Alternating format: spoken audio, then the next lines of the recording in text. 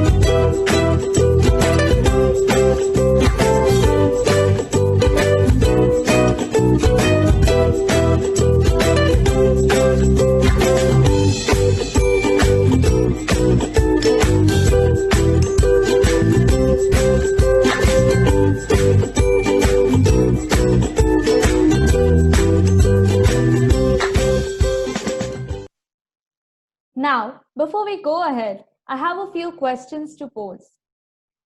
How did you feel while viewing the video? I'm sure everyone or most of you will say you found it refreshing and soothing. Yes, of course, because that is the beauty of nature. Another question. If you were given a chance to spend a day at a particular place, what place would that have been? I'm sure most of you would opt for places like expensive resorts or exotic restaurants or five-star hotels for that matter. Why is it that we do not prefer trips where we spend the day amidst nature? Some of you will say you find it very boring. There is nothing much interesting to do. Okay, but what about the ones who are genuinely interested and who are actual nature lovers? Why isn't it possible for people like those to spend the day amidst nature? Well, even though there are people who would like to spend their day around nature, it is not possible because we live in a world where we are always busy and we're always stuck to hectic schedules. Yes, so today, my dear friends, this poem also deals with a similar theme. The name of the poem is Leisure by William Henry Davies, a famous and a well-known Welsh poet and writer. Let's begin by reading the poem. What is this life if, full of care, we have no time to stand and stare? No time to stand beneath the boughs and stare as long as sheep or cows? No time to see when woods we pass, where squirrels hide their nuts in grass? No time to see, in broad daylight, streams full of stars like skies at night? No time to turn at beauty's glance and watch her feet, how they can dance? No time to wait till her mouth can enrich that smile her eyes began? A poor life this if, full of care, we have no time to stand and care. I'm sure from this you might have got a slight idea about what the poem is. Well, this was a model reading. Let's go ahead and see what the poem has. What is this life if full of care? We have no time to stand and stare. So the poet here is expressing what kind of a life is this if it is full of care. Now what does care mean here? The word care here means all the anxieties, all the stress, all the worries that we have. So the poet is asking, what is this kind of life which is always full of stress and worry and anxieties that we have no time to stand and stare? Now, stand and stare at what? Let's see. No time to stand beneath the boughs and stare as long as sheep or cows. So here the poet is saying that we do not even have time to stand beneath the boughs. Boughs means the branches of a tree. So we do not even have time to stand below the tree and stare as sheep or cows. Now here we see the poet is comparing human beings to that of sheep or cows. Now why has this comparison been made? Sheep or cows, most of the time, they have all the possible time in the world. However, the same is not with us human beings. We're always running helter-skelter to get some work done. We're always in a haste. We're always stuck up with our busy schedules. However, the same is not the case with that of sheep or cows. They stand and stare aimlessly.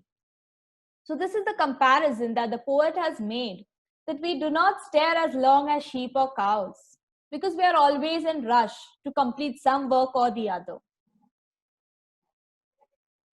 No time to see when woods we pass, where squirrels hide their nuts in grass. No time to see in broad daylight, streams full of stars like skies at night. So here the poet is saying that even when we pass through woods, that is, even when we pass through greenery, we do not notice the squirrels that hide their nuts in grass. Now, when the poet says and uses the term squirrels, does the poet only mean squirrels? Of course not. Here, the poet is trying to refer to the beauty of nature, to animals, to birds. So we fail to notice them because we are always in a rush. We always want to complete a particular work. Okay, we have no time to see in broad daylight streams full of stars like skies at night. As you can see in the picture, the image displayed to you, you see how the sun rays is reflecting upon the water and the water is shining. Yes, exactly. Similarly, what the poet is trying to say is, in broad daylight, the streams of water, they look very much similar like stars shining at night in the sky. But we do not have time to appreciate all of that. We do not have time to notice all of that. Now, let's come to examples of simile. We see this line, no time to stand beneath the boughs and stare as long as sheep or cows. Now, why is this a simile? Because human beings are directly compared to sheep and cows. Another example, no time to see in broad daylight stream full of stars like skies at night. Why is this a simile? Here you go. The sun rays shimmering in the streams of water are compared to the stars shining in the skies at night. So here you see, figures of speech are always present in every poem. There are various figures of speech, and one that we've noticed up till now is that of simile. The explanation of why is it a simile is mentioned and displayed on the screen. Now moving ahead and getting back to the poem. No time at beauty's glance and watch her feet how they can dance. No time to wait till her mouth can enrich that smile her eyes began. A poor life this is, if full of care, we have no time to stand and stare. So here, when the poet speaks in the first line over here, no time to turn at beauty's glance and watch her feet how they can dance. So here the poet is actually speaking about nature. Beauty over here means a beautiful young girl. Okay, so here the poet is saying that we do not have time to look at nature, which is like a beautiful young girl dancing in all her glory. She has feet. Yes, no time to wait till her mouth can enrich that smile her eyes began. So this is a way of showing, this is a way of telling us that we do not have time to look at the beauty of nature, how it enriches the world overall, how it enhances the look of the world. A poor life this is, if full of care, we have no time to stand and stare. So the poet here says that our life is very sad. He pities the way we are living our lives. He says, what is the use of all the stress and worries and anxieties? What? It's not going to help us in any way. It is such a poor life that we do not have time to stand and stare. So basically, I'm sure you have understood what this poem is all about. Let's have a look at what are the other figures of speech that are present. We have personification. No time to turn at beauty's glance and watch her feet, how they can dance.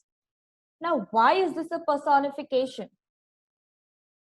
Because nature has been given the human quality of being a beautiful woman who has feet and is dancing. Just as I mentioned to you, beauty in the poem is referred to that of a beautiful young woman. Okay, it's a beautiful young woman, and nature has been said that nature is that beautiful young woman. And the human quality of being a woman, of having feet and of dancing has been given to nature. No time to wait till her mouth can enrich that smile her eyes began. Now, why is this personification? Because nature is given the human quality of having a mouth and smiling. Yes. So here we see what personification is, what are the examples of personification, and why are they examples of personification. Okay. We have another figure of speech that is present in this poem. Let's have a look at it.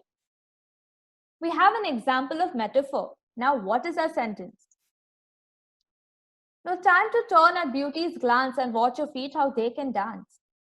So here nature is implicitly or indirectly compared to a beautiful woman. As I mentioned earlier, you can know and you can see over here as the explanation is given that nature has been indirectly compared. There is no usage of the terms as like or as.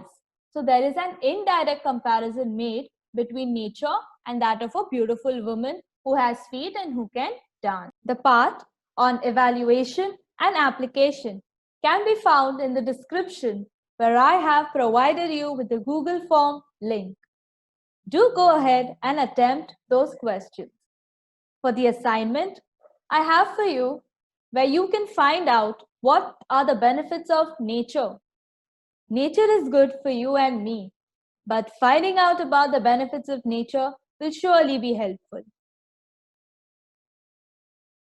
Lastly, I would want to mention that do like, share, and subscribe, and do not forget to press the bell icon for further updates. Thank you.